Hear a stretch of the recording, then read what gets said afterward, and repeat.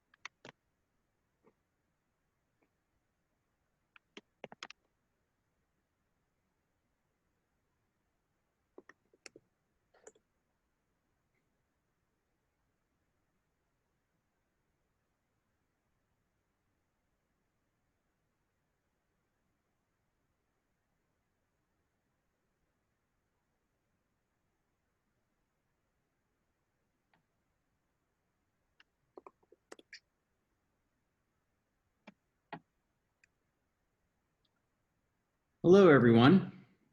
It's Jonathan Parfrey here from Climate Resolve. Super glad you could join us.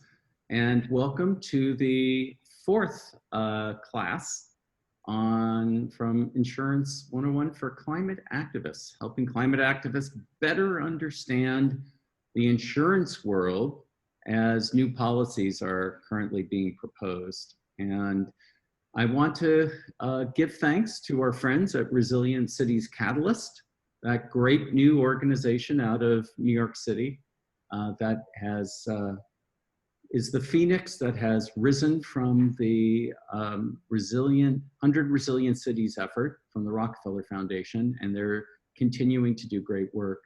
And we also have to give our thanks to our local utility, the LA Department of Water and Power, for having the foresight to help us to support this class in insurance and climate change.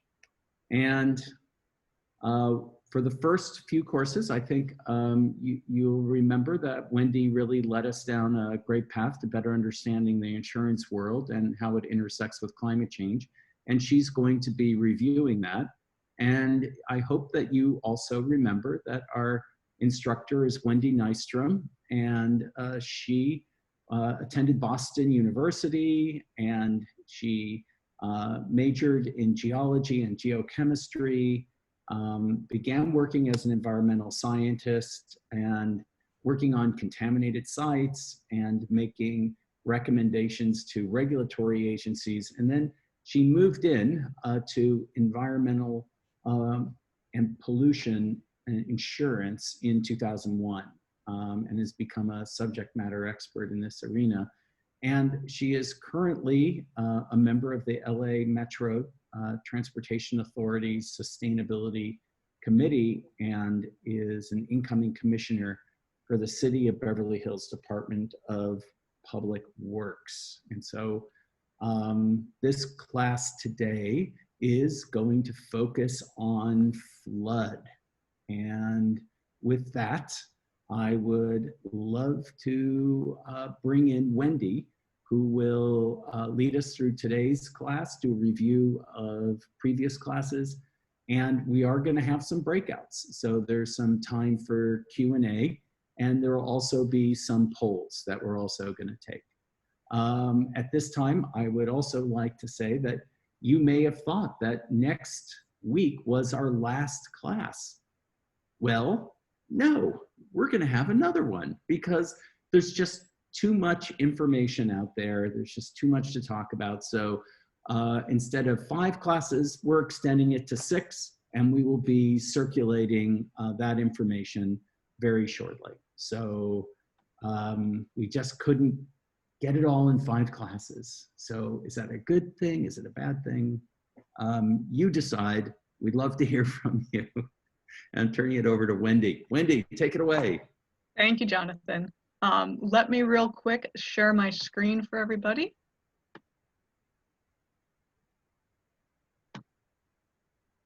There we go. Takes a couple seconds before it becomes live for me. So welcome to class 4. This is our flood class, our water class. Last week we had fire, and this week we are progressing onto water.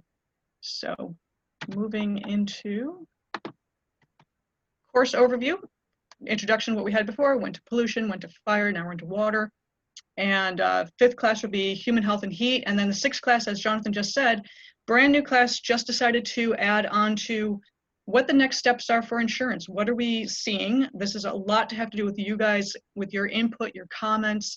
We will be doing yet another hypothetical situation for insurance coverage, where we take what we learned last time, try to put it into the flood scenario this time, and what can we see change? What do we want to see change? And what the next steps are. Your ideas are extremely important. This is why we are doing this. It's to educate not only on insurance, but to get input from everybody on what you want to see happen next, because there is no answer right now. This is a work in progress. Everyone's trying to figure it out as we go. So today's outline, we're just gonna do a quick review of what we discussed last week. And then this week, our risks are thunderstorms, hail, tornadoes, floods, storm surges, flash floods, winter storms, tropical storms. We are, I'm very grateful that today we have Michael Beck joining us. He is a professor with UC Santa Cruz. He has an amazing presentation that he'll be giving at around 4 o'clock. His data is state of the art, up to date. It's the most current thing I've ever seen. So very excited to have him presenting today. Then I'll do a quick case study of my own. And then that's when we're going to go into sort of going over the chain reaction from pollution to heat and floods and flash. And then also the workshop, taking over what we discovered last time and morphing it into what we can use in the flood class. So let's hop into our review. So as we discussed droughts and wildfires in our last class, this is just a review of a chain reaction. As we know, during the Industrial Revolution in the 1880s, a lot of pollution was put into the atmosphere. This caused our greenhouse effect over time. Those emissions ended up leading to increased global temperatures. So higher heat index, longer growing season, which creates, kindling for when things dry out due to drought. And then ultimately you do have that perfect formula for wildfires. And then these catastrophic events that were only supposed to happen between every 5 to 10 years are now happening every single year. And that is becoming a huge problem specifically for California, but we're also seeing it spread across the entire country now. And worldwide in 2018, we had $24 billion in losses due to wildfires alone. So this is a gigantic economical problem that we have, not only an environmental one, and actually a human element issue as well. So this is my favorite slide. You guys should know this by now. This is what we're talking about with captives, creating sort of a hypothetical situations. So just a quick reminder, this is wholly owned by the shareholders. That would be you, that'd be who you partner with. This is generally a fully enclosed system where you pay into your business, you pay into your policy, and you both share in the profit and loss, and it just keeps right in the same program. And again, this is not uncommon. This is used by 7,000 captives in 70 different countries. So it's not an unheard of program. Essentially, you build it, you control it, and all profit and loss is contained. Parametrics, this is also what we discussed last time. So parametric insurance, it's not like traditional insurance. It is basically, the insurance is covered by a triggering event. So perfect scenario that Mike will be talking about is Quintana Roo in Mexico. This is a insurance policy that was created that reacts to the triggering effect of wind speed. So the higher the wind speed, that's when your insurance kicks in. He will go into much more detail on that, so I'm not going to spoil that right now. But some triggering factors that we have are temperature, wind, wave height, just certain things will trigger certain levels of coverage. And this is also, if you were to do a captive, you have your risk engineers and actuaries would step in to figure out what those triggers are, what the severity is, and where you'd cap different levels. So now we jump into our first poll. I know Dana's going to have that set up in a second, but here's the question. So according to NASA, sea level is rising by 3.4 millimeters per year and is accelerating. So if you had a choice of various strategies, which would be preferred? There's no right answer. There is no 100% right answer, but these are preferred items.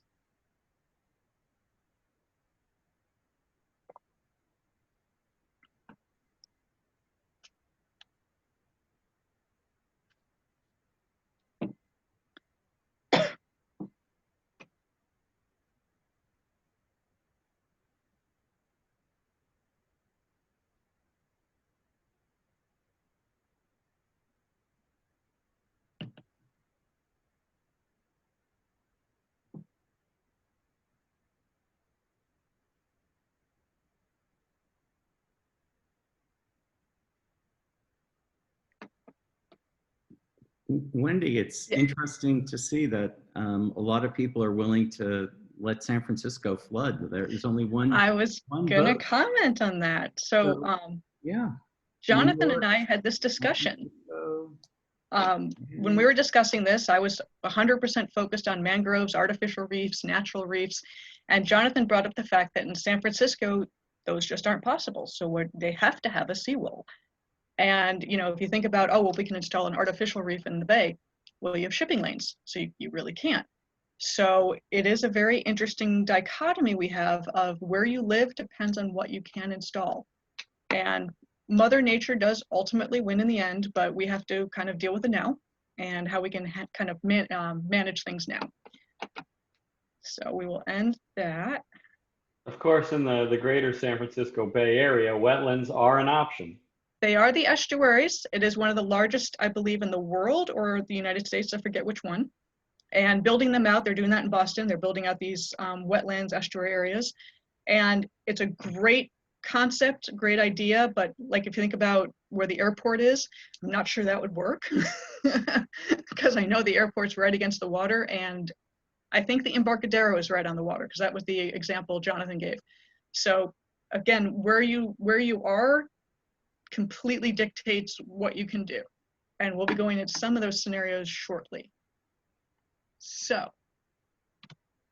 let's get back to, these are our risks. We're going to talk about the water side of things. So this is the data. I've got a few slides just of pure data, just so people can see how things are changing over the years. This is basically all of it. This is your thunderstorms, hail, tornado, floods, everything. And as you can see, we have a clear trend going up. This is from January to December. 1 year is just naturally during one season, you will have that increase. But it just wanted to demonstrate that severity and frequency are increasing. We will go into details on the next slide. So in particular, thunderstorms. After hurricanes, thunderstorms are the most destructive. So a little tidbit of information that I learned about convective weather. And one of the largest contributors to global losses, in excess of 10 billion per year, property and agriculture. So when you also get thunderstorms, you get hail. I grew up in the Midwest. Hail was a very big thing. It hurt, and it would also damage agriculture pretty well. And going on to just a bit more data about tornadoes. Again, tornadoes being from the Midwest, we lived in fear of those. When things got very still and very quiet, we knew something was going to happen. But I personally never saw one. With climate change happening, I have friends back home that will experience tornadoes quite frequently now, and they're much stronger than they were, much more severe. So we are definitely seeing that increase, which is dictated by this graph in front of you. You can see there's a lot of up and down, but the overall trend, we are seeing this gradual increase basically starting from 1990 to 2020. And the 2020 data is only halfway through. So from January to May, they have 732 preliminary tornadoes. That's a lot for just less than half a year. So we are definitely seeing a dramatic increase. Now we have floods. Overall in 2019, so for the entire year in the United States, we had $22 billion in losses due to flooding. The Bahamas, so not US, but just the Bahamas alone, was $5 billion. So we are seeing this increase in, again, the flooding, the storm surges, the storms themselves coming through, and losses from hurricanes. So as we see, Hurricane Harvey, 8.9 billion, Superstorm Sandy. So it is a hurricane, but the second it hit the Northeast and it got colder, it was renamed to a superstorm. So that's why it's not named Hurricane Sandy, but Superstorm Sandy. But that was 8.8 billion. Everyone knows when it hit New Jersey and New York, it caused a lot of damage, shut down the seaport for, I believe, 4 or 5 months. I had friends that were relocating to other areas.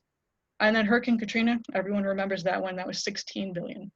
So economic loss in 2019, you can see 22 billion there.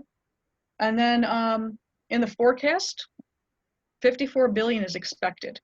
So that's being forecasted. I believe that data is from 2019. Didn't hit that because the data from 2019 is 22 billion, but we are definitely seeing this trend upwards. So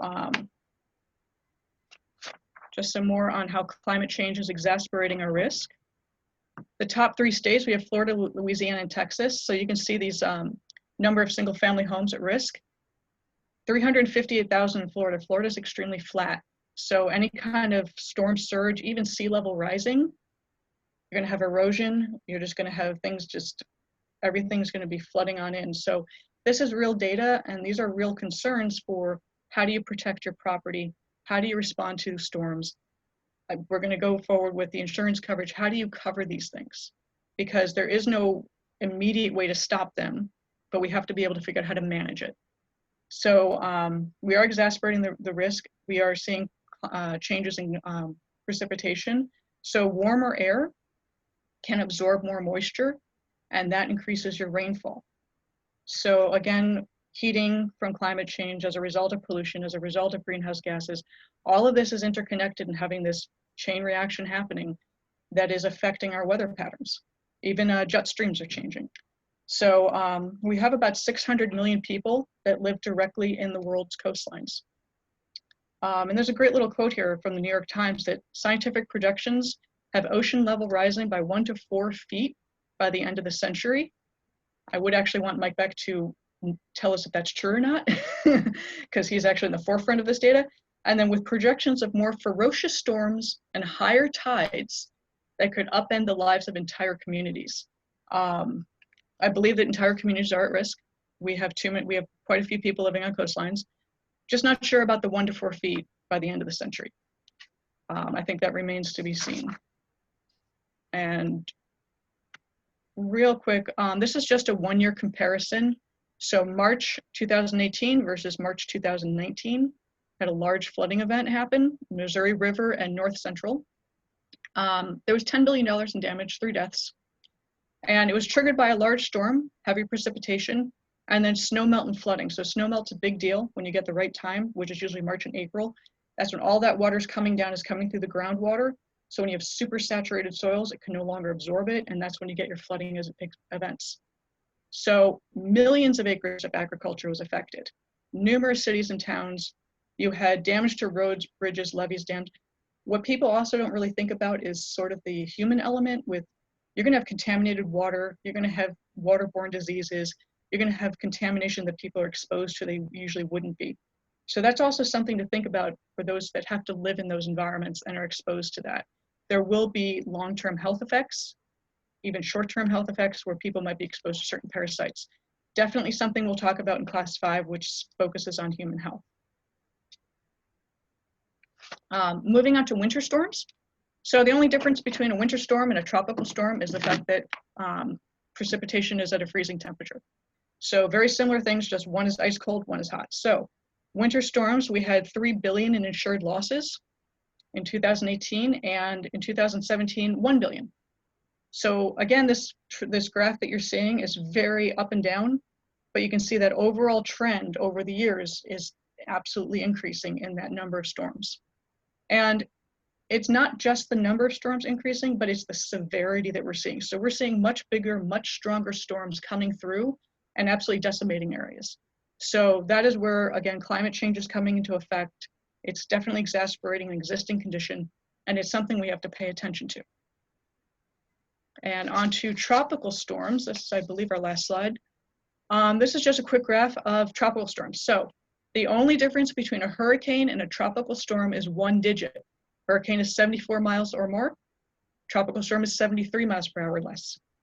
That's it. 1 digit changes that. So they're both going to have flooding. They're both going to have storm surges. They're both going to be fairly violent. And again, climate change is playing that role. Remember, warmer temperatures, you're allowed to have, it allows for more precipitation in that atmosphere that will eventually be dropped on an area. So they're also predicting that Category 4 and 5 storms will occur more frequently. These are dangerous times. We have to be very careful. So as we talked in last week's class about fire, this week with flood, depending on where you live, you now have a new peril to deal with that is now much more severe than it used to be. And we have to start figuring out, how are we going to address this? How are we going to manage it and hopefully lessen that risk? And I believe we're on schedule for poll number 2. So now that we've talked about all of our tropical risks, if storm severity is directly linked to climate change, what can we do in the near term? So there's no immediate answer, but near term, to decrease those impacts.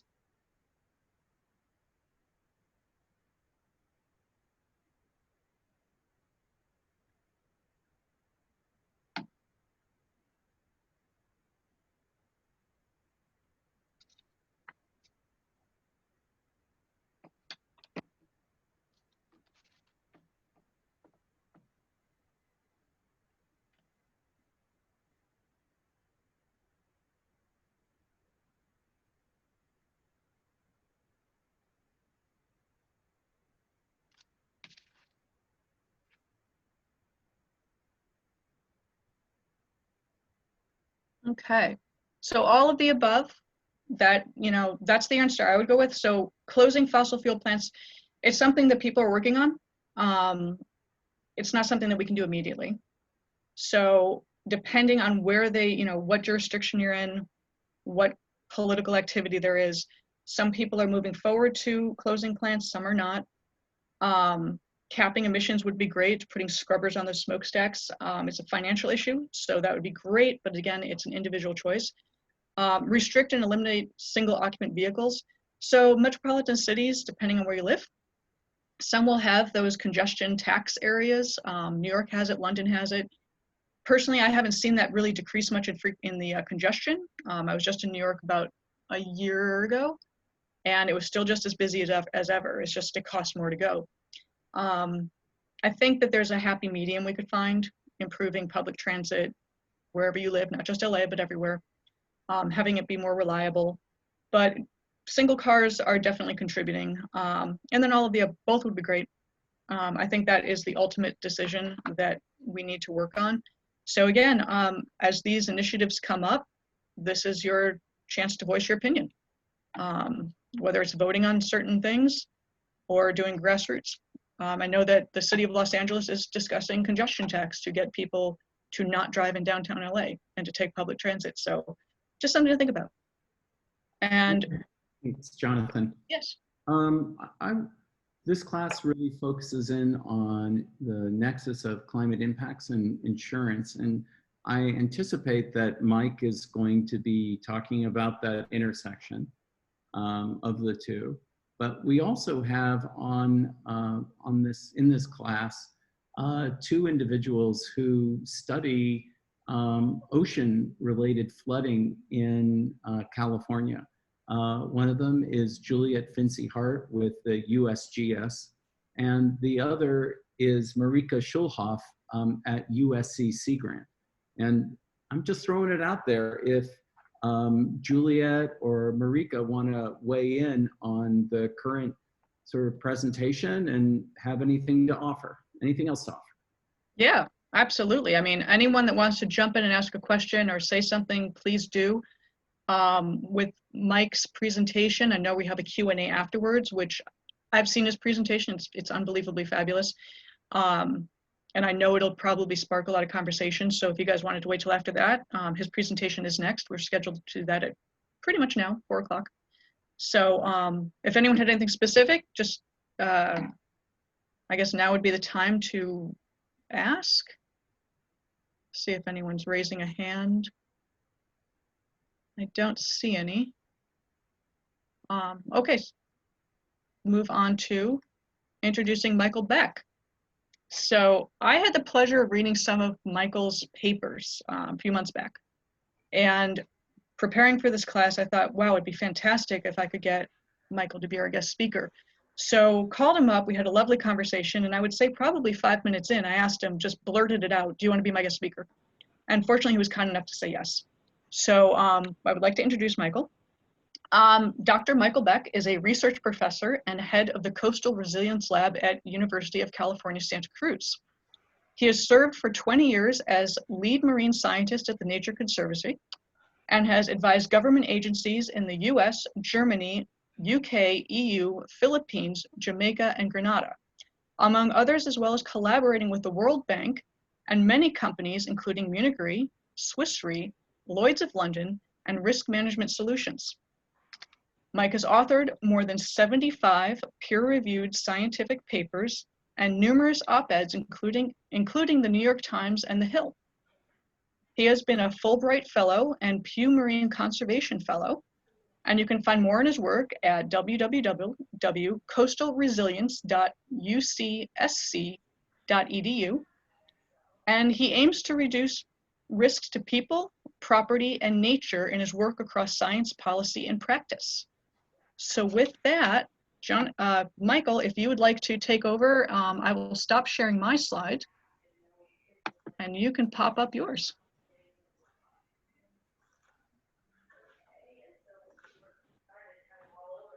Whoops, there we go.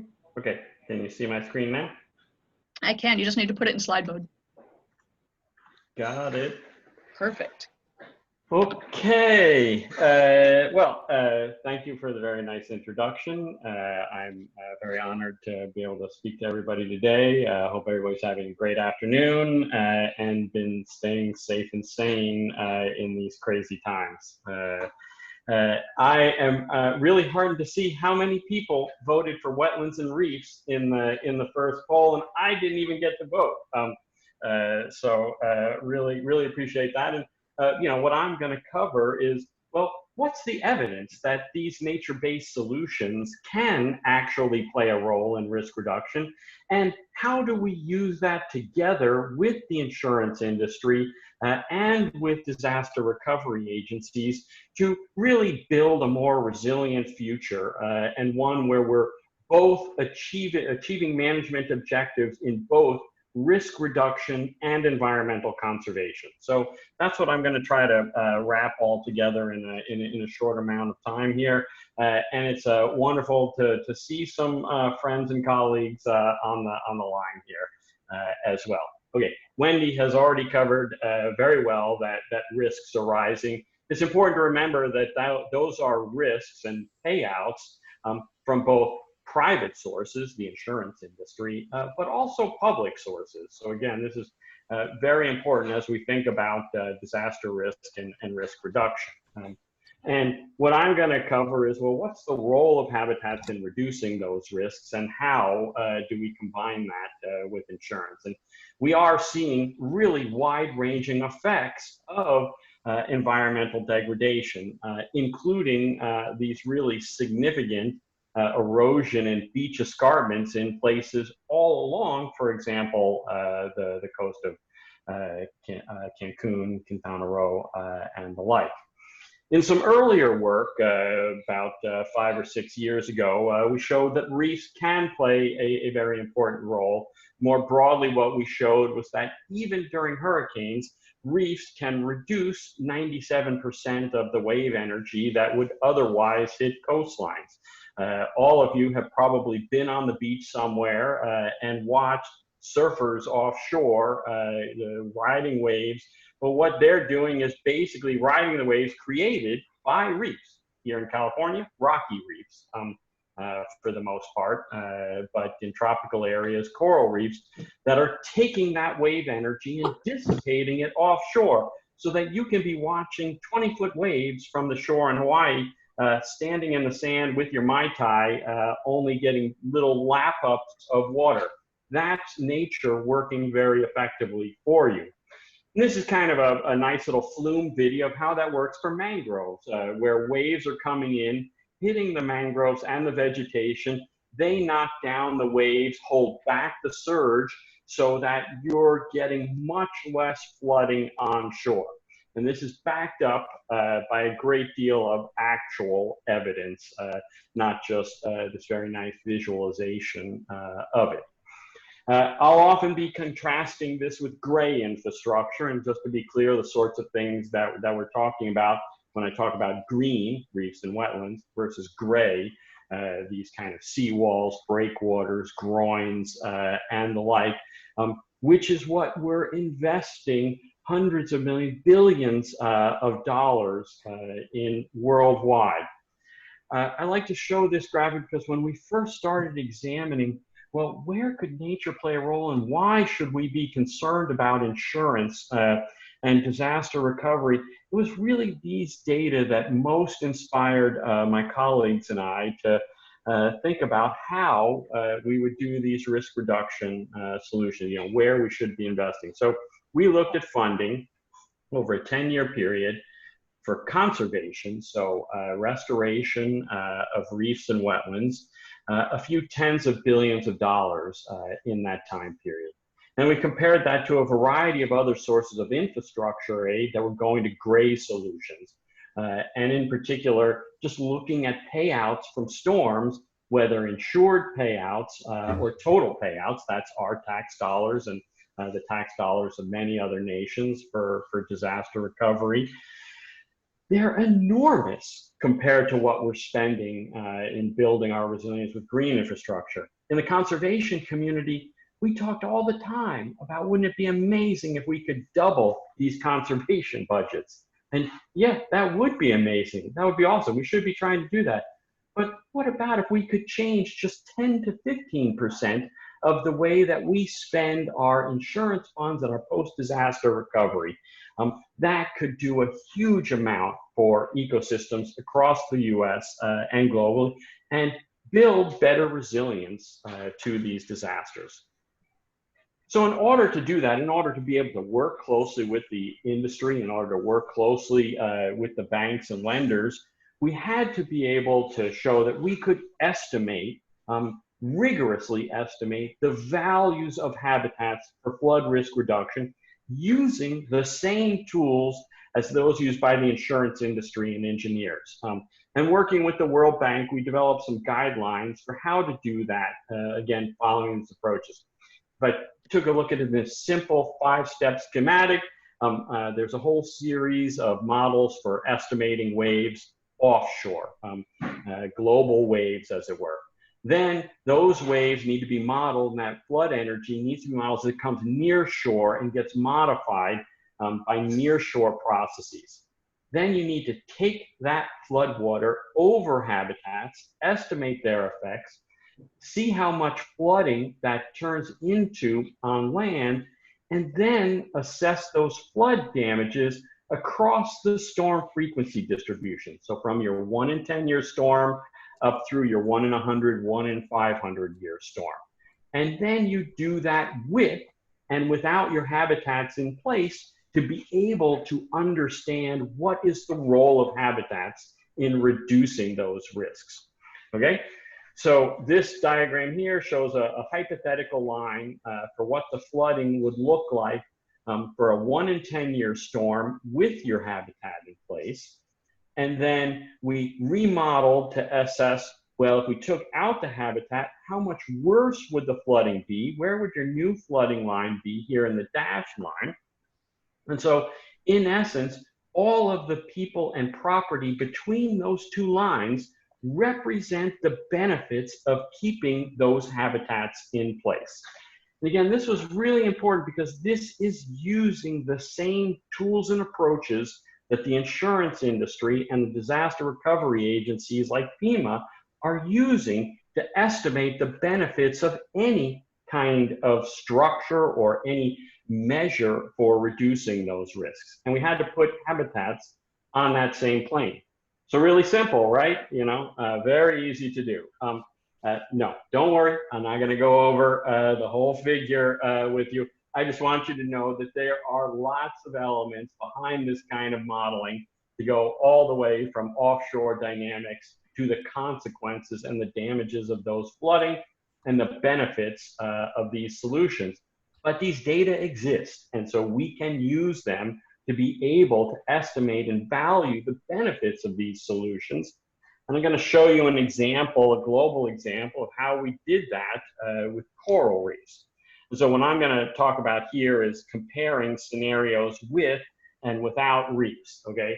And when I say that, I don't mean losing reefs entirely. I mean just losing the topmost meter of those reefs, which is exactly the sorts of things that we're seeing across the US in our tropical and subtropical areas, and globally as well from climate change. So something really happening out there. And we took those models that I just showed you, or that approach, and then ran all of the models, estimating flood heights offshore, bringing it onshore, then estimating the flooding envelopes, and doing that for all 70,000 kilometers of coral reef coastline around the world. And this just gives you an idea of what those outputs look like. And again, this is also just what the insurance industry is looking at when they're evaluating, for example, what happens to hotels from storms in the greater Cancun area. So this is Playa del Carmen, just south of Cancun. The blue here shows what would the flooding at present look like from a 1 in 25 year event. And then we said, well, what happens if you lose a meter of that Mesoamerican reef? And what you see is increased flooded areas in green from that kind of event. And that describes, well, these are the people and property receiving benefits right now from keeping those reefs in place. Okay. We did that, as I said, all around the world, every kilometer for 70,000 kilometers of that coral reef coastline across the entire storm frequency distribution. And basically, the short answer is, if we lose just 1 meter of our reefs, the costs of storms on these coastlines would double. And so what you're looking at here is the built capital flooded from a 1 in 25 year up to a 1 in 10 year up to a 1 in 100 year event with reefs at present, and then how much worse that would be without reefs. And you integrate the area of this curve to build up and identify that the flooded costs would double, as I said, with 1 meter loss of those reefs. Fortunately, we've done this in a very spatially explicit manner. So we're able to very closely identify spatially where are the areas receiving some of these greatest flood reduction benefits. And so you can see this map of hotspots around the world about where reefs are most important for providing those protections. And this is, in fact, some of the data that we work closely with the insurance industry on as we identify where should we be looking for solutions together where we might be able to cooperate on some reef restoration, reef conservation, such that you could reduce the risks for clients overall. I'm going to get a little bit more into the tools shortly. One of the other main reasons that we did this, and we did this with the World Bank, was to be able to show how important nature is within the same economics that we would normally use for our gross domestic product. So this is showing the annual expected benefits provided by reefs from that data for these different countries. This is the top 15. Hundreds of millions of dollars annually in just the direct flood reduction benefits alone. And this is really important to start including these into our national economics, because otherwise GDP only accounts for what we take away from the environment, not what we leave behind in its value for protecting us. And that's what we're trying to value in the same sorts of approaches, again, used by lenders and insurers. We have done the same thing with mangroves around the world, including some projects for the World Bank in Jamaica, using the same approach, looking at flooding from offshore to the consequences offshore. And we just published about 2 months back a global map for hotspots of where mangroves are providing particularly important flood risk reduction benefits. You can see a whole range of hotspots here in the Southeast US. Mangroves provide really, really significant value, and we've been working closely with risk management solutions, estimating these values and benefits in their industry models as well, finding very similar answers together. In fact, we were supported by Lloyd's of London to look at the value of wetlands in the Northeast for risk reduction. The principal thing that we did was within their model, we looked at Hurricane Sandy and asked, what was the value of marshes for flood risk reduction? So this is the coast of Delaware and New Jersey, and then you're seeing wetlands in green here, the track of Sandy in the purple-ish. And then we asked within RMSs, and risk management solution, as many of you probably know, is really one of the top risk modeling firms for the entire industry. And just as an interesting side note, we went to them about 5 years back and said, can you assess the value of habitats in your models? You're informing the entire industry. They looked at us and said, no client has ever asked us for that before, but we think we can do it, so let's do it together. And we've since been in very close partnership about that. These are the results that we published together a couple years back now, showing that during Hurricane Sandy alone, wetlands reduced damages by 625 million. Areas in deeper red here are hotspots where in RMS's model and during the events of Hurricane Sandy, marshes were shown, wetlands were shown to be providing particularly important high risk reduction benefits. We also ran some models for a whole series of storms on a portion of the coast of New Jersey and found that overall wetlands provide on average in their models 15% average reduction in damages from storms. And this is at the level at which you should be expecting premium incentives for those kinds of risk reduction. So for conserving wetlands, conserving or restoring wetlands, they're really significant in their risk reduction benefits, and we ought to be able to figure out ways to offer premium incentives for that. Okay, so out of this work, there's a variety of implications and opportunities. I'll summarize them here. I'm going to note then just a couple of case study examples. We should be including nature and industry risk models. The best models from the industry already include nature. Clients just aren't asking for it. Some models need to include it. Some pressure would help push that through. And with that, we can offer both private and public incentives for investing in nature for these risk reduction benefits through insurance, through resilience bonds, disaster recovery funding, green bonds, and the like.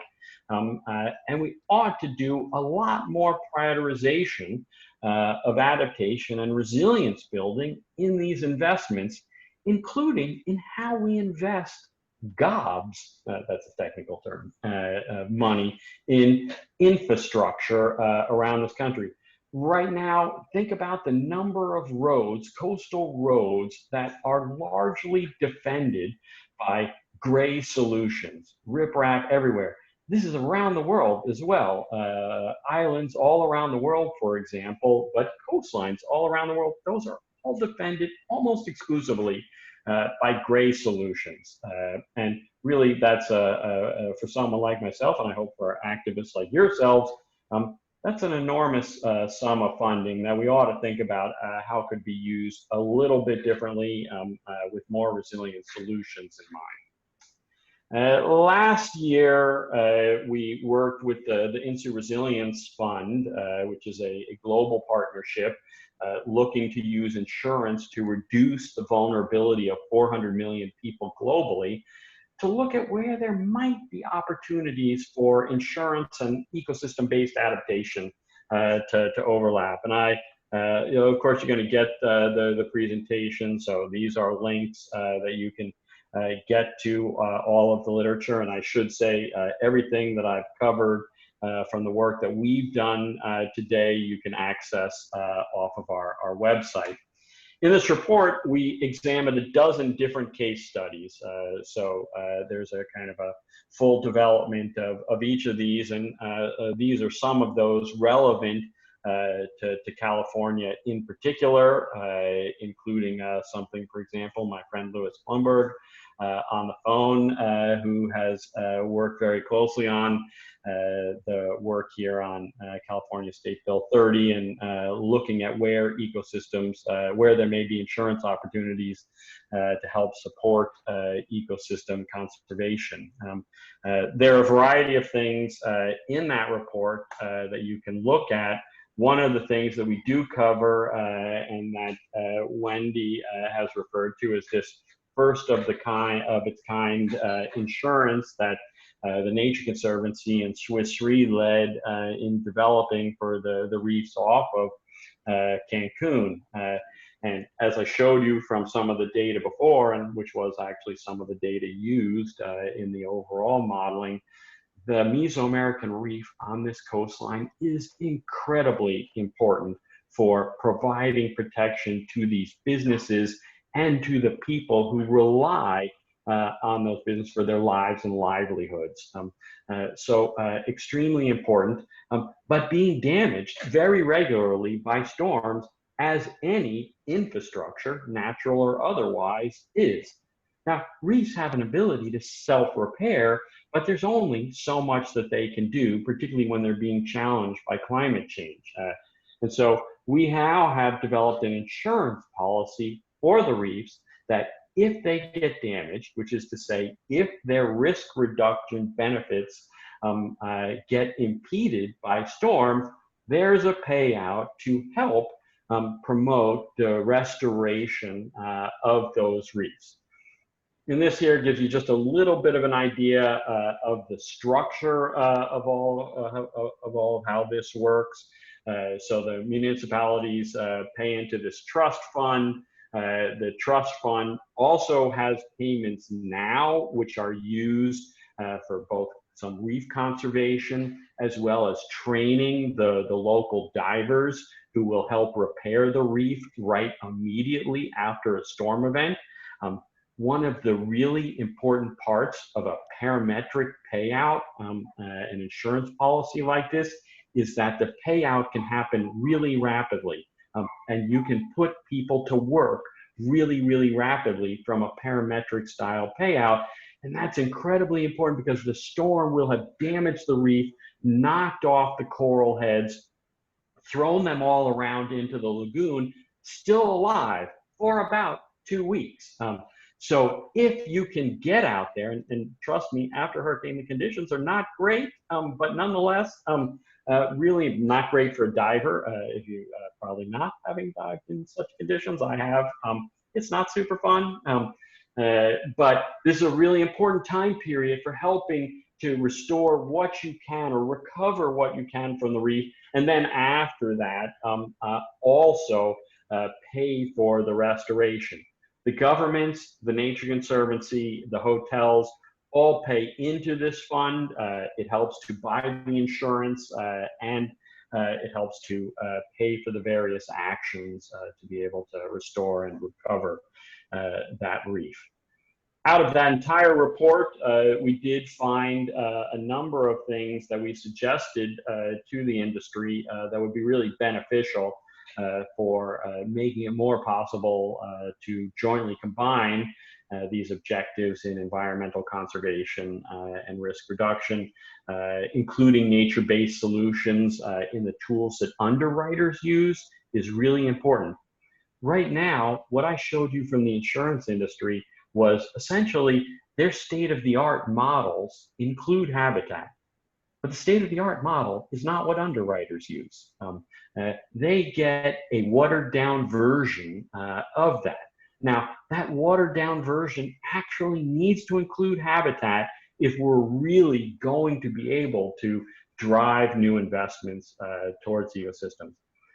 But I don't want to make this as though this is just something about advice for the insurance industry. There's also really important advice for conservationists here as well. And if we're, as people who really care about the environment, going to offer nature-based solutions, we've got to be willing to design them in ways that are going to offer greater benefits to people and property. That means changing the way that we work, where we work, for example. Many of you are probably urban-based, and doing more urban work is new for many conservation organizations, but really important if we're going to offer benefits to people. I also think that there are really important opportunities in green bonds, among others. I want to point to one example as well that's very important for disaster recovery funding, and that you ought to have in mind as you think about where we can find opportunities to invest in more meaningful solutions, nature or otherwise. And of course, events or appropriations, rather, like the $100 billion after the 2017 hurricanes is a very important place that we should be looking. Working together with USGS and many of the colleagues who work in the same building as Juliet, we've valued the benefits provided by coral reefs all around the US for flood risk reduction, including here in Puerto Rico. So we've got a very good idea of where reefs are providing particularly important benefits for flood risk reduction. What we're now trying to do is to take those benefits and put them into FEMA's, Federal Emergency Management Agency's, benefit cost analysis tool. Because basically, anywhere that we can show that nature provides benefit to cost ratios greater than 1 for flood risk reduction opens up a whole variety of new funding opportunities from both their hazard mitigation funds as well as their disaster recovery funds. And that's whether we're talking reefs and flooding or forests and forest fires and the like. So this is really important area to be looking for where we can incorporate nature in helping us to achieve risk reduction benefits together. Okay, so I appreciate your forbearance, and I'll say really briefly in sum that what we can show using rigorous industry standard models is that habitats really do reduce flooding and erosion. We can rigorously value those benefits, and because we can do that, that opens up a whole variety of new innovative opportunities to fund the building of climate resilience with these habitat-based tools. And as I said, we've been supported by many folks, which I'm very grateful for. Well, you can find me all over the place. So thanks. Great, thank you so much, Mike. One of the things you brought up was premium incentives for installing, better coral reefs, marshes. Are you not, so I personally don't see those benefits right now. Is that something that's being proposed, or is it just, it's still in the proposal stage? Yeah, so we're evaluating it with a variety of folks, and actually we have a paper coming out in a couple weeks looking at Alabama coastal landowners, not necessarily known as your most progressive in our country.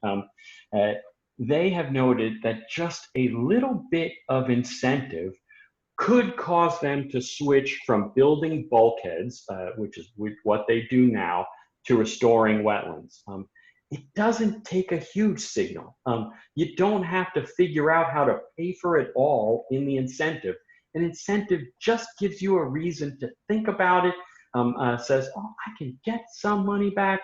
And so, we're working with the industry, we're putting the evidence together and trying to find the right place to start those kinds of incentives. No, that's fantastic. Would you mind talking about green bonds? I'm afraid I'm not familiar with green bonds. Well, there are probably other folks online who know more about green bonds than I do. But I mean, the short of it, as I understand it from my economist friends, is that all kinds of, let's say, municipal bonds are used to build infrastructure. So any of the kinds of bonds that are used to build infrastructure, whether they're municipalities or states, national governments, there can be some incentives on the market for greener infrastructure within those. So you can get better rates for those bonds if you can clearly show that you're incorporating greener solutions. Okay, now there are probably a bunch of folks who can help correct me on the line about just exactly how that works. No, that was actually well done. Very simply put, that's how I like things. Jonathan, do you have any questions lined up? Yes, I believe Louis Bloomberg has asked a question directly to Dr. Beck, and I believe Juliet Fincy-Hart is unmuted and also has questions. Louis, looks like you might be unmuted. Can you go? Yeah, hi. Great presentation, Mike. Thank you. You've been doing a lot of research for a long time, and a lot new stuff is really, really interesting. I just wondered if you're aware of anybody looking at similar impacts of urban forests and parks in the urban environment to deal with the urban heat island effect. Yeah, I have actually seen a number of places where that actually has been growing quite rapidly, and actually, I do believe actually one of our one of our colleagues from our TNC days together, Louis, Kirsten Fliegner in Germany, has been working on just such a thing in Berlin. I think it's happening in a number of other places as well. But there was just recently a news clip about that, so it might be somebody that we can ask to get a little bit more quick information. Thank you. Hey, and this is Juliet. Go for it, Juliet. Yeah. Okay, cool. No, I actually don't have any questions because Mike is the person leading this work, and I just wanted to say that we can't sort of underscore how important this work is, especially that last piece that he was talking about with the cost-benefit analysis at FEMA. There's also sort of this corollary suite of information that looks at the opposite of this, which is that seawalls and hardened infrastructure fasten losing the beach, so they increase the ability to lose our beaches, which then has this like negative feedback of then reducing our ecosystem value and further kind of reducing our resilience. So while he's working on the side of showing the value of reefs, there's also the other side that shows just how damaging hardened infrastructure is. And the other thing to add to it is that, he's talking about the direct impacts right at the reef front and on the coastal zone, but you've probably heard us all from the Adapt LA world to Marika and Melody Grubbs from USC Sea Grant, who are also on this, talking about like what happens at the coast doesn't stay at the coast. So even for those that are inland, you know, it may seem like, okay, well, are these reefs or whatever it is that you're going to do in the coastal zone, that doesn't necessarily benefit me, but in fact it does, because we all are so dependent on what happens in the coastal zone.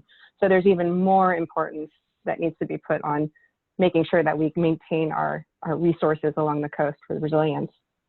And the last little piece of it was that this continued need to figure out how to value our nature, because it does have all these values, but it's one of the hardest things to kind of quantify economically. And so it doesn't get incorporated in all of these metrics and calculations. And so it's consistently undervalued. And so when you do these straight ahead cost benefit analyses of just the cost of materials or things like that, it looks like the hardened stuff comes out ahead. But when you actually can figure out how to value our natural systems that are providing this protection for all of us, those will come out ahead. So Mike's work is really at the forefront of it.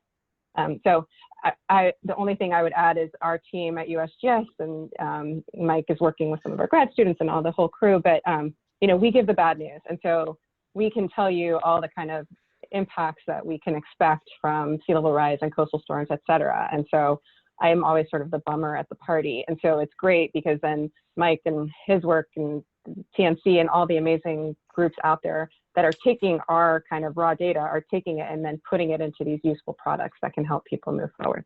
So those are just my points. Well, so, thanks, I really appreciate that. Very nice of you to say those things. B, you're absolutely correct in all, both the risks you've raised and the connections that we have to be making across ecosystems. And I would also be remiss to say that right now, USGS is our most important partner. The stuff that we're doing together with the USGS Santa Cruz Lab has been such an incredible team that we work together with now, and you're going to see a ton of stuff coming out from us, a whole bunch of different leads on that. It's been a super pleasure doing that work together. Dr. Beck, you have a question from Ann Draper. Ann, you've been unmuted.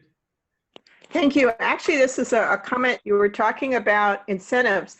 I used to run the CRS program for the Santa Clara Valley Water District, and I was told by FEMA that we were unique in the nation in that what the water district did to get points could then apply to all the cities. And so we were able to do very different things than the cities could. And if that was applied elsewhere, where people could get their risk reduction through group and collective efforts, that might help. So just a suggestion. Well, that's great. As you know very well, CRS, the community rating system, part of the NFIP, National Flood Insurance Program, underutilized, one. Two, a whole variety of incentives that are included in those, including some nature-based ones. Again, I don't know the inland ones so much as the coastal ones, but open space preservation, which I'll bet applied for you as well, and was very important part, or could be one of those important parts for getting credits for community-based insurance reductions. But deeply underutilized, both as a system overall and for the incentives that could be applied for. Dr. Beck, we do have a question from Zachary Zielman, who's at UCLA, and his question is related to places that don't have coral reefs, places like Southern California, where we just had our Balboa Peninsula just famously flooded over the 4th of July weekend, and there's New Jersey beaches have a lot of sand, but the question of sand nourishment is always coming up, and we're hoping that you might address the role of sand or other measures other than coral reefs for having a nature-based solution to sea level rise. Yep. Well, that was a pretty sweet swell this weekend, but then also very sorry to see the impacts of it. A few things. So one, I'm always principally talking about both wetlands and reefs, and again, In the, what's remaining of estuaries in Southern California, wetlands, very important there. And yes, Wendy, even though we covered some areas of, and Jonathan, some areas of San Francisco Bay where, hard solutions are going to be the important part of it.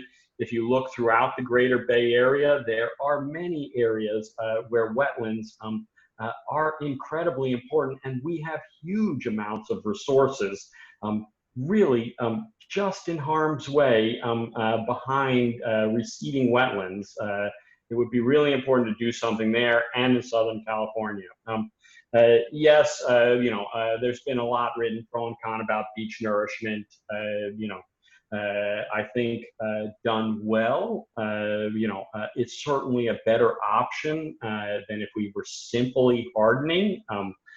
So trying to figure out how you can do it well in a way where you're also restoring, for example, dune and dune communities and helping to protect those, then it can be a very important part of nature-based solutions. You also have to recognize it's expensive, but it's still relatively cheap to do beach nourishment as compared to building a hard structure. But it's also usually a transitional investment. You're going to have to keep up at it to do it. So I guess, again, my short message would be even in the areas that we're talking about, wetlands are very important. The evidence is clear.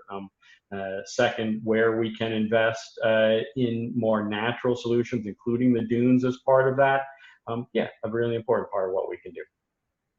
Question from Dan Zales. What are the obstacles to wetland and reef restoration work? Yeah, I guess the biggest obstacle is probably that it's novel. Kind of like more than anything else, we've got this huge practice, huge businesses all around the world ready to build you a hard solution. If there's money, I got a way for you to spend that money. Who do you think's first in the office of the Minister of Finance after a storm event? Really problematic. So part of it is, and comes down to many of us probably on the line here to create the force and energy to get in the demonstrations that are needed. Because it can become much more part of our standard practice. And I hope you didn't think that I think that this should be promoted everywhere or anything like that. Not at all.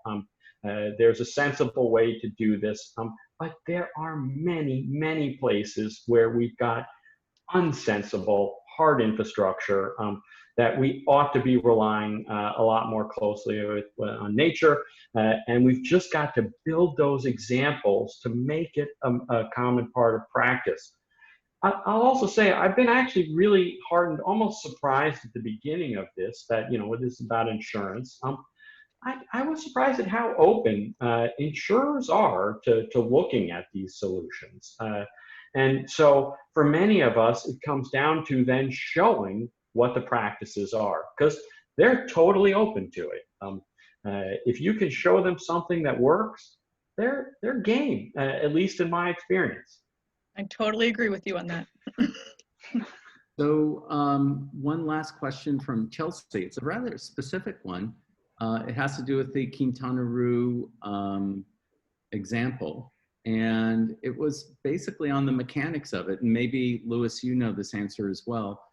How did it work? Was there a percentage of these hotels that bought in to make this work? Was there a tax by the municipality or by the state, or did the state just pay for it? Yeah, well, let's just say in one slide, I'm not going to do, or two slides, not going to do justice to the team that did an enormous amount of work to figure out how to structure and get agreement on something that was not simple. So I have glossed over and will now continue to gloss over what was a Herculean effort to get this done. But the shortest answer, one of the things that helped make this possible is that there was an existing structure that the hotels were paying into together. And if I remember the name right, it was the Zofamat. There it is. And it was primarily the hotels wanting to get a fund together to address the sargassum issue. So sargassum is the seaweed that is just, because of a variety of changes in both growth and wind patterns, is piling up on beaches and is currently the hotel's biggest concern throughout the entire Caribbean. Is how much is being piled up on the beaches and how to address that, and recognizing that it had to be addressed together. So the hotels were already organizing and paying into a fund for that. The problem and the benefit here is that they weren't actually finding a solution for the sargassum, so they didn't have anything to pay to, and so some insurance together was something they could all agree on. Thank you, Mike. Wendy, back to you. Sure thing. Mike, if you could stop sharing your slides real quick. And then. Where did that go? Oh, there it is. Sorry. Oh, there we go. Let me share mine real quick.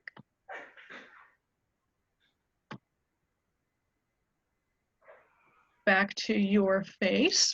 So thank you so much, and I'm hoping that you will stay on for the rest of the class, because everything you discussed is actually going to play into our hypothetical scenario later on, as well as some other things that we have presenting going forward.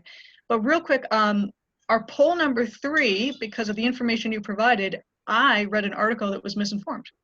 So poll number 3, I have a bit of an error in.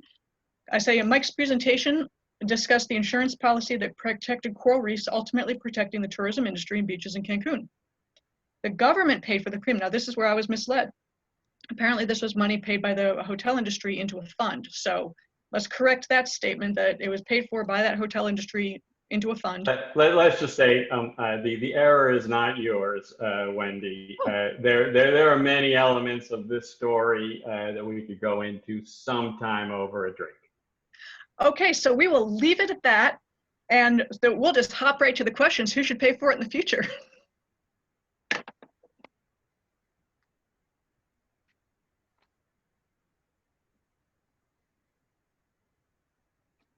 So we see hospitality's in the lead.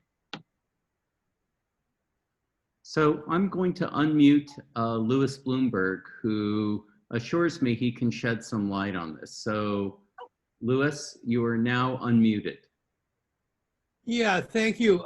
So my understanding, and Mike, correct me if I'm wrong, is that in the initial payment, the Nature Conservancy came up with a lump sum, as well as the state of Quintana Roo.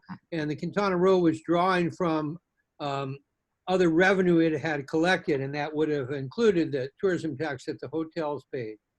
But apparently in the last few months, the policy has been renewed. And I believe that the trust fund that was created was able to raise some money to pay for the renewal. So I think that's a really important point, that it survived more than one round of its initial funding. And Mike, you can correct me if I'm wrong on that, please. Nope, appreciate the clarification, Louis. No, that's great, thank you. Really kind of an amazing fact too, because I'm assuming that tourism is dramatically down in Quintana Roo right now. That's where I was gonna say is, now that we have the hospitality industry is suffering from COVID, no one's traveling, are there available funds to actually move forward? So maybe they had something stockpiled from last year's tourism dollars. What about 2021? So moving forward, can they afford this? And then what would be the backup plan for that? If anyone, Louis, if you have any information on that or insight. No, only to point out is that often insurance is done on an annual basis. Yes. And that can be a barrier for, long-term protection of natural resources or just long-term insurance as well. That's the case with fire insurance, as you know well. So that's a structural challenge, I think, to overcome. Some carriers are willing to do multi-year policies. It just takes a lot of negotiation. And sometimes you do have to agree to premium increases, usually a percentage. Naturally flat is ideal, but that is usually what happens. And there's a couple things I would add here. One, ultimately, these are amenable to catastrophic hazard bonds, which are often, if the 3-year variety, the industry is willing to consider 5-year catastrophic hazard bonds. So that's one possibility. And I'm not presently working with the Cancun project, but I am working on another Caribbean hotel-based project, and there the hoteliers are, kind of going ahead with us, and yes, the revenues are down now. No, storms are not going to stop because of that. So they've still got to figure out solutions for help and to figure out what to do if these two catastrophic hazards come together. Which, yeah, they will, unfortunately. So let me close the polling, go back to our presentation. So moving into case studies, now that Dr. Beck has given us all of the data and information, the data that I gave at the beginning of the slides as well, just wanted to paint a bit of a picture. Kind of give a real life example of what is happening with respect to surges and floods. So I found this great article in the New York Times from this recent February. And it basically compared Manila to San Francisco. And with San Francisco, there's a population of 7 million people. Development has stretched to the water's edge. So we have homes, highways, airports that are all at risk of flooding. And then in Manila, you have a population of 14 million, so twice as many people. And what's unique about Manila is they pumped out their groundwater so quickly that they've actually depressed the aquifer and the land sunk in, creating a bowl. So not only do you have surges, flooding, sea level rising, all of the above, but now you've created this bowl-like structure that just kind of it's a double whammy for just flooding to happen. So there's a great quote from the executive director of the Manila-based Institute for Climate and Sustainability Cities. And he said, "Climate change doesn't create its own impacts, it magnifies wrong policies." So I really enjoyed that statement, because going back to what Mike was saying with his presentation about Grayscape, not the best policy. Building the hard structures over and over again, they are going to fail. So let's just take a quick look at Manila. We have the ground subsidence, so that bowl that created. And again, this executive director, wonderful quote, he said, "This is a case with sea level rise. A large part of metropolitan Manila is facing more water-related impacts because of decades of myopic, cross-eyed land use planning." So what they have going on with their excessive flooding is water is pooling up in the streets. You have just some photos over there. As water rose and sea level rose and the flooding happened, their response was to build their homes higher. So rather than dealing with the onset problem, they're just saying, okay, so my ceiling is now my floor. There were some homes where their original kitchen sink was now ankle height because everything is just getting built up higher and higher. These are not long-term results. You can't just keep building up. Eventually, you're just going to run out of places to go. And one person completely abandoned their house because their roof was barely above sea level. And in that same article, they said their house was also infested with water hyacinth. So plants had taken over. So these are not long-term solutions. You have to actually deal with what's happening in your area. Now with San Francisco, totally different area, totally different economy, totally different group of people. So it's the San Francisco Bay is the ocean's largest estuary in the Americas. We talked about that in Mike's presentation. And that the Pacific has risen 4 to 8 inches along the Northern California shore. So we do have a $425 million bond measure that was approved to fortify seawalls along the Embarcadero. So that's one thing we're talking about is, can you put artificial coral reefs? Can you put mangroves in areas like the Embarcadero? Probably not. Seawalls are very expensive. It's the grayscape we're talking about. So just something to think about. What is another alternative? What is something we can do? It's also where some of the city's most expensive real estate is. So you do have to think about that. You have a very expensive house on the shoreline that could ultimately go away. If you go towards the bottom picture, that seaside community that's on a sandy cliff, that's an area called Pacifica. It's just south of the city, and those bluffs, actually, that used to be a green lawn.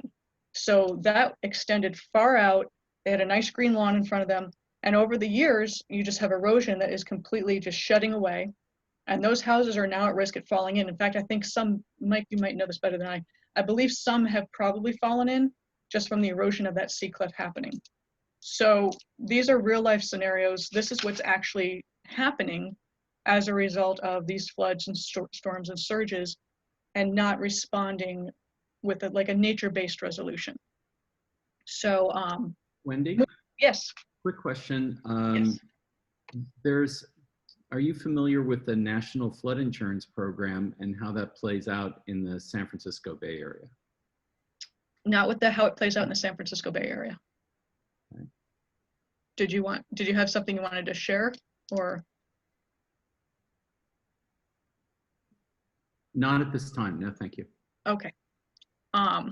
So just wanted to readdress what I keep talking about in the other classes, was this chain reaction. It's almost a vicious cycle if you think about it. You have pollution that's been happening, greenhouse gases are getting admitted into the atmosphere, and that's been creating your heat and drought. Average air temperatures have increased since 1895, and our droughts are happening every 2 to 3 years rather than every 20 years. Simultaneously, this is also leading to wildfires. So again, pollution leading to greenhouse gases, you get heat, you get drought, perfect formula for wildfires. And as you can see from the data, that you've seen this data before, this is just the increase in acres being burned, increase in losses, and fatalities are increasing as well. So from the insurance side of things, this is something that they didn't really expect to have happen so rapidly. And we are seeing carriers pulling out of providing coverage. Our commissioner of insurance has actually required that insurance carriers not cancel, and they have to offer a renewal for the 2021 year or the 2020 year. So that's a good stay, but it's not an ultimate resolution. We have to figure out what the ultimate resolution is going to be.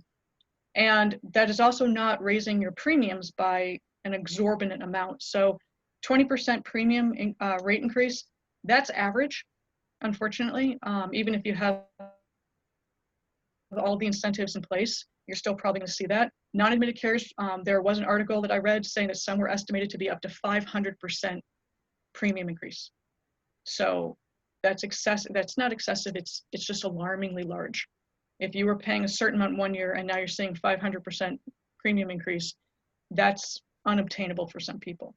So moving forward, and some of the things we're discussing, this is what we're trying to figure out. And hopefully through these discussions, we can develop some sort of plan, which we're hoping to move forward in class 6. So also with thunderstorms and hail. So this particular class, we talk about the floods, greenhouse gas, heat, increased precipitation, because now that heat, you can have more precipitation in the atmosphere, altered jet streams, more severe storms. So again, here's the data again, what you just saw, increased storm activity, increased tornadoes, more severity, more damage, economic losses for 2019 is 73 billion. So this is happening now, and let's try to figure something out. So let's revisit our ideas of creating a captive with parametric insurance. So this is just flood damage is usually excluded. So this graph that's on the right-hand side, the light blue is what was insured. So you can see a large amount of losses were uninsured losses. We're going to see more of this. And that's why when I was talking about creating your own captive, using parametric insurance, hopefully this would be the resolution to find a way to cover that loss. So again, my favorite diagram, I'm sure most people are tired of seeing this, but parametrics has to do with triggering event. Captives is completely encapsulated. You control it, you run it, you share in the profit, you share in the loss.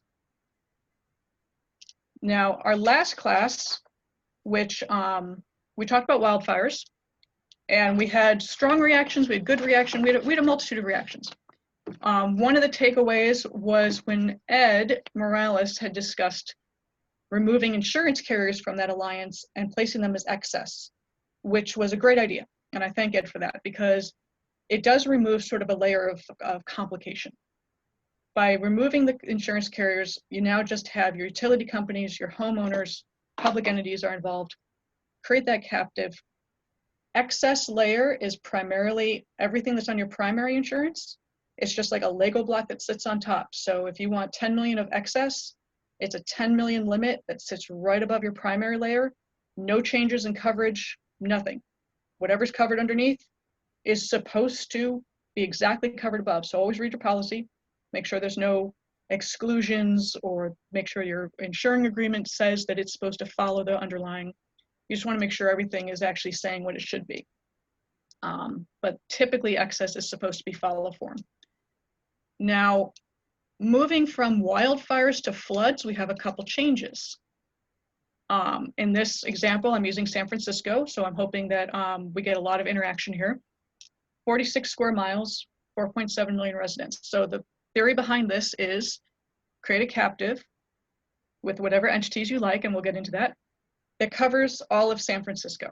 So we're talking from the Embarcadero to Nob Hill, Haight-Ashbury, the area that, I forget, the Pacifica that was eroding into the sea, everyone. So we're trying to cover basically the entire city. This is not easy. But if you only cover a high-risk area, you are destined for failure, because that's going to be total loss. You need something that's going to be high loss, low loss. You need a nice mix. So moving into what the Flood Alliance would be, for lack of a better term, we can't really bring the utility company into this, because somebody like SCE, which provides electricity, isn't going to be involved in floods. They're not triggering it. They're not involved in it. So we have to remove that part of our arm. By doing so, we do have the public entity arm. So your councilmen, your councilwomen, select representatives, people who are responsible for upholding the policies and regulations. Utility arms now removed. We need to think who can replace them. So during our discussion that we're going to have shortly, who can we use to replace that missing arm? Because just having the homeowners and the public entities may not work out real well. For homeowners, you're going to need that diverse range of participation. And you also have to think about, participation, is it mandatory, or can you opt out of it?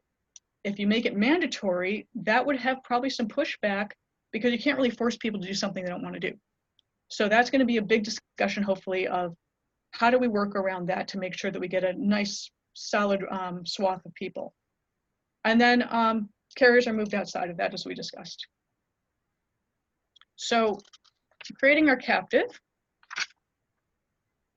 this is where we kind of get into a lot of what I'd like everybody to discuss in their breakout sessions. Just need to move something over. So we have our captive flood alliance, and community engagement is going to be involved. One of the big things is establishing your financial contribution. Who pays for it? That was a big discussion last time, is do you have equal contribution from homeowners, from the utilities, who we've got to find a replacement for utilities, from the state, or from whatever municipality you have? Is there a fund, like with Katana Roo? How do we figure it out? Is it hospitality? And then, again, talking about where does the money come from? Most people probably wouldn't want more taxes, so maybe moving around current tax dollars, like we talked about with that, the fund paying for, I believe it was the removal of some seaweed that Mike talked about, and it wasn't really going anywhere, so they decided to use that for the Coral Reef Fund. So it's just thinking about alternate ways to use funds that may already be present. And then policy limits. In your self-insured captive, how much is right for you? So in this case, the city of San Francisco, is it 100 million? Is it 200 million? Is it 500 million? And then if you're going to create it yourself, you have to find those funds. Only doing 1 million wouldn't be enough. And you would have a hard time finding an insurance carrier to sit excess of that. They want to have sort of a nice buffer in there. So you have to think about that. And then community engagement, determining if it's mandatory or if you can opt out. I see Juliet raised her hand. Dana or Jonathan, if you want to let her talk, if you can unmute her. Or somebody. Hi. Hello. Yeah. Hi. I just was curious about why we're not having the utility. Is the assumption with the fire that the utility, their lines could start the fire, that's why they're included? Because Yeah. So or in the because, last, yeah, okay, go you're ahead. absolutely right. The last class, the utility companies were the ones who, they had the lines that were exposed or the lines that would spark. They were a big part of the wildfire. So when I was, this is again all hypothetical, made up. I kind of came up with it a couple weeks ago with, you know, how to make it part of the flood and the fire. So I mean, if you have a valid reason why utilities like SCE, PG&E should be involved, please share it. I would love to hear it because we do need that replacement arm. We need someone else involved, and I just couldn't really think of somebody.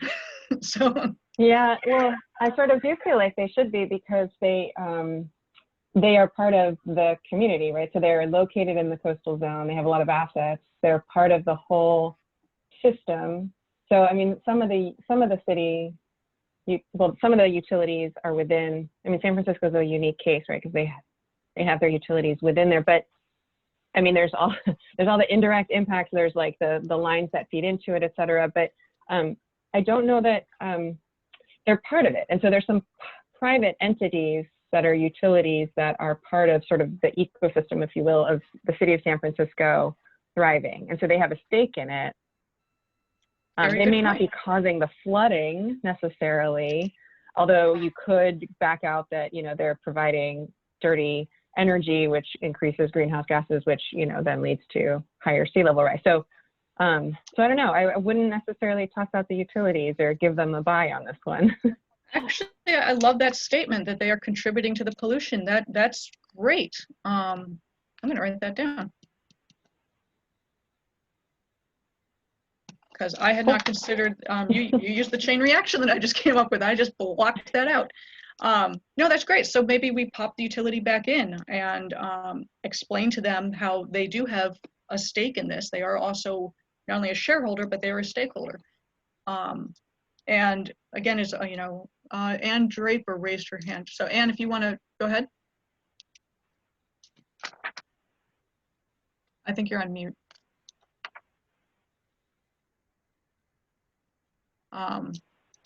Dana, did you unmute everybody? Ann, are you there? Am I unmuted? You're there. There you are. Okay, I'm assuming that when you say homeowners, you really are talking about property owners, because homeowners would only just be the residential part of the urban fabric and would not include all the commercial and industrial. So I'm just thinking you need to change your graphic from homeowners to property owners. You are correct. In my brain, I was including everybody without even seeing the own word that I typed in myself. Yeah, because you would have then all of the industrial, commercial, and then you would have the utility there, because PG&E is a huge landowner, and they would be included as one of the landowners. Then we just have to be careful we don't double nail them, because we want everybody to work together. We don't want to cause hostility among certain groups. This is, again, my perfect world scenario. So that would have to be worked out so we don't hit them on both ends, and they don't, you know, they do have a ton of money, I understand that, but this is also trying to work together. But I do love the idea. This is exactly what I am hoping to get out of when we do our discussion as well, but please keep the hands raising. Keep interrupting me, I don't mind it at all. In fact, I prefer it when people raise their hands and interact. We do have a question from Dan, who asks, why would residents and businesses in low risk zones buy into these captive plans? So yeah, I mean, honestly, if I were in a low risk zone, I'd say, why would I get involved in this? This doesn't involve me.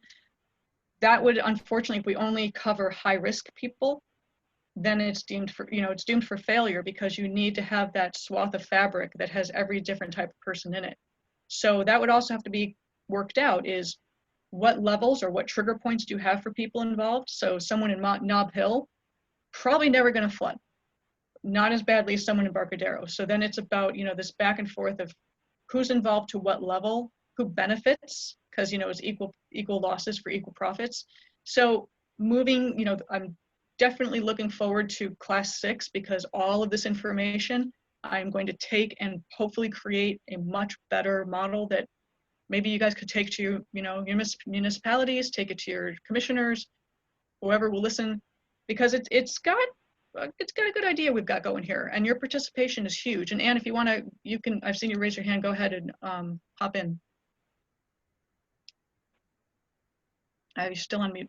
I think Juliet has a point that she would like to contribute, and she's unmuted.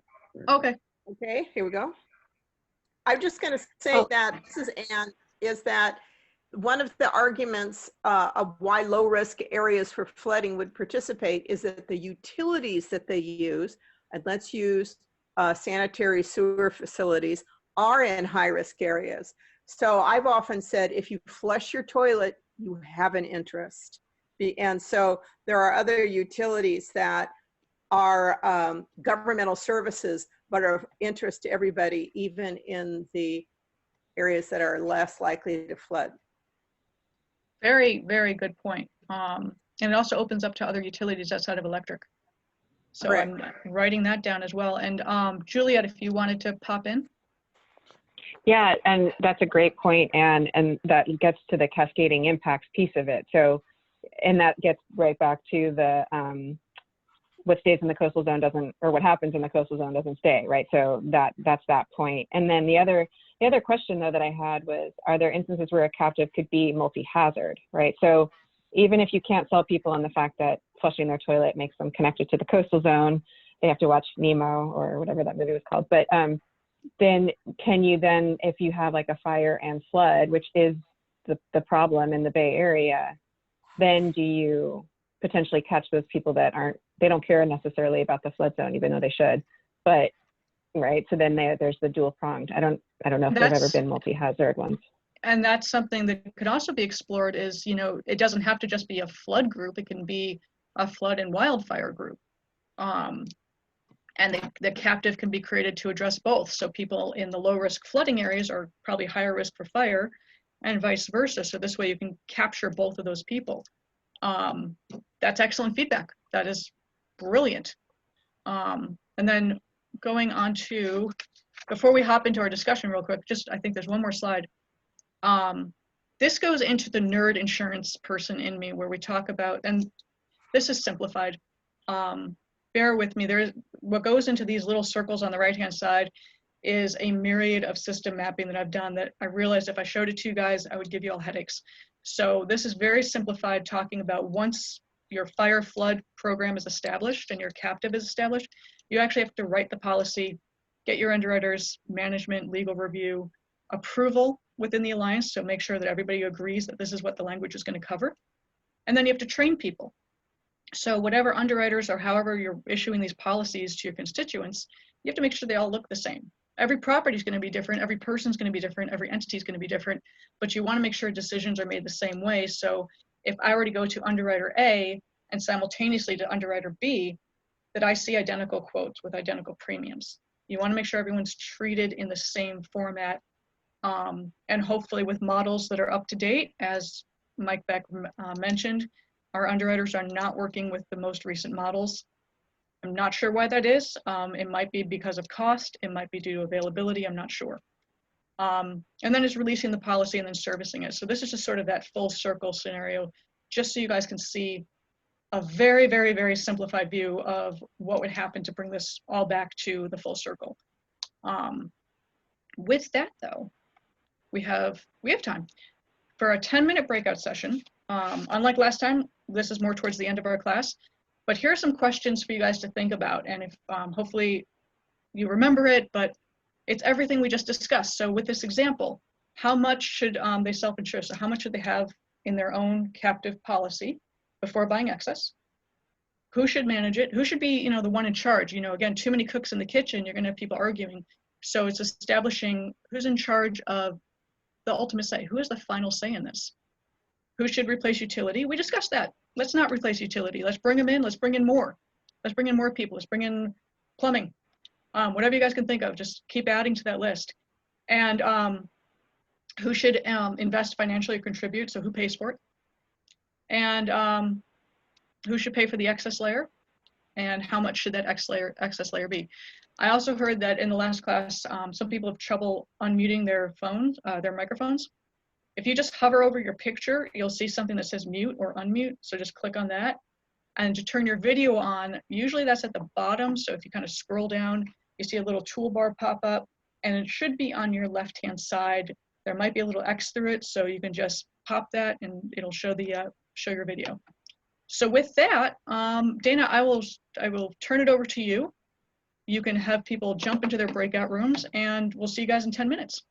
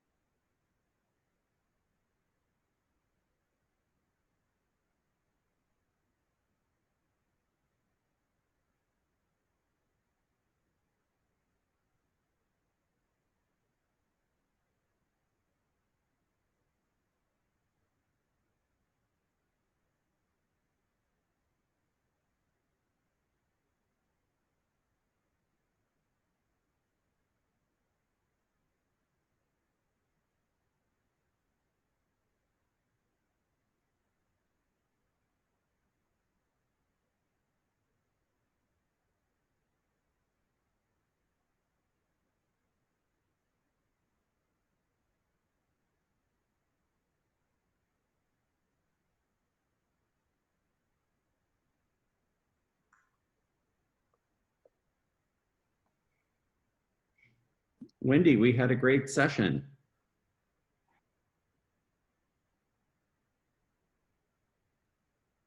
You're muted. Unmute thyself.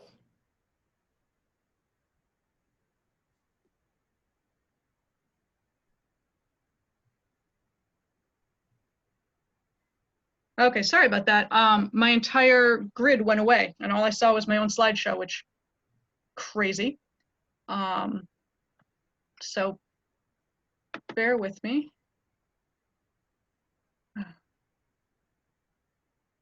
Can you guys hear me still? I'm having a ton of technical issues. Yes, we can hear you. Okay, I've unfortunately lost my visual. But just to get to the Q&A, maybe I can, my entire toolbar is gone. If anyone has advice on that, that would be fantastic. Mike Beck, you are the expert in Zoom. Do you know how I get my toolbar back? Oof. Thank you. Not in a way that I can easily guide you, I'm afraid. I'm Okay. sorry. Wendy, you may want to just exit and reload from the calendar invite. Let me, you know, I think I've got it. Okay. Just a little standby issue going on. This is going to be edited out, by the way, when we pull together the video. I hope so. Okay, I'm back. I got it fixed. I don't know why I went dark there, but I did. But no, excellent feedback from the group I was in. If anyone wants to share, you know, their immediate discussions, we had Ed Morales again talking about some of the independent research he's been doing, primarily with a friend of his named Brian Ben, who's an independent consultant, another former insurance nerd, and came up with an idea for, you know, another type of captive where you have many people involved, like municipalities, individuals, corporations, JPAs, transportation, and it's a commercial and captive resilience fund. So it's a bunch of things together. So that was a great idea. And where the policy, you know, I won't get into what a fronted policy is, but think of it as a insurance policy that's just sort of a piece of paper in front of your captive. The insurance company isn't really insuring you, they're just saying they are. You do, you know, you have your captive, but they help with the servicing, third-party administration, claims handling. But great ideas, and that's what we're hoping to get out of this. So we've got a few minutes left before people have to take off. But if anyone else has anything they'd like to share, please raise your hand or just start talking, you know, unmute yourself. More than happy to hear it. Well, over in our session, we had some really great ideas. Caitlin Wright was talking about all perils insurance, adding in earthquake, wildfire, tornadoes. We were thinking that maybe California could team up with another state that they could opt in. William Golding had the idea that there are a lot of states that think like California and think climate change is an issue, and maybe those are the first ones to jump in. We all agreed that we wouldn't let Florida into the club. No Florida, you know, just too dangerous. They might have a problem with that.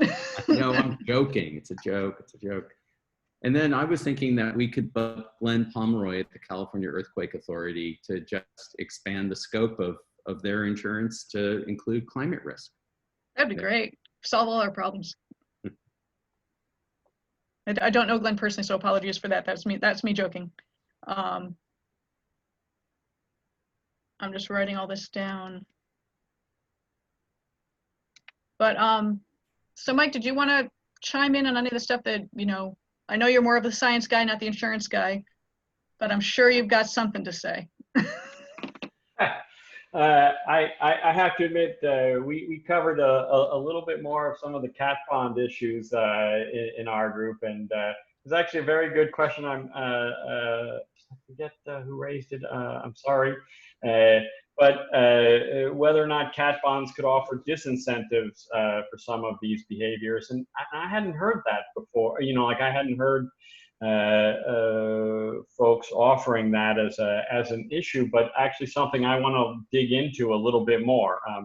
I'm aware of a variety of mechanisms where they're starting to try to add in some resilience building mechanisms into cat bonds, but the point was well taken that might not be creating incentives if you're just going to get a payout on a certain parametric event happening, parametric based measure happening. So actually, I've got some I need to look into. Well, that's awesome. No, that's great information. Again, things, you don't initially think of off the top of your head. And when you have, we have a pretty diverse group in this webinar, this class. So we're getting all sorts of expertise, but also just people who are climate activists that want to see things change. So the more the merrier. If anyone's got, I'm not seeing any chats, and there I did it again. But if anyone's got a question. This is Ed. I just wanted to just make a quick comment because someone earlier asked about the NFIP, the National Flood Insurance Program, which by the way is bankrupt most of the time, and and it's very limited coverage. So I mean, it's still available, but the limits aren't very high. And it's limited in scope, actual cash value, replacement cost value only when primary residents or property owners, excludes business interruption. So typically businesses may purchase FI, the National Flood Program, but they often go to the commercial marketplace to get more limits. And that's where the problems begin, because particular areas like Southern Florida, where, flooding becomes more chronic than just occasional, where then this becomes uninsurable. So that's anyway, another thing. No, and it's great information, because one of the things, I love the idea of rolling everything together and kind of killing five birds with one stone. It's going to severely complicate the program, because instead of dealing with one type of peril and managing that one peril and mitigating it in resiliency, you're now dealing with a myriad of things. So it might make sense to do baby steps at first, figure out the wildfire aspect, figure out the flood aspect, figure out the human health and heat aspect, and then, which is healthcare, which not my expertise at all. I'm going to warn people ahead of time. We do have someone who is, that's our guest speaker, but doing those individually at first, and then maybe figuring out a way to roll it in together is an idea. It's just, jumping off that diving board, trying to cover everything at once would be a little more challenging. And I'm not sure we're there yet with all of our data, all of our information, everything we're trying to do. Correct me if I'm wrong, or someone has another idea, but that's just, what I'm thinking of, is trying to get something out there in a short time frame, because I know people have been talking. I know that Department of Insurance has been working on similar ideas, and they're still in the study phase. And unfortunately, our storms are happening, floods are happening, fires are happening. This is not slowing down. It's not going to go away.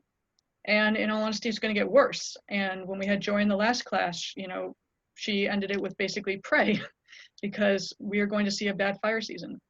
Our droughts are getting longer. So this is just something that we need to kind of act immediately on.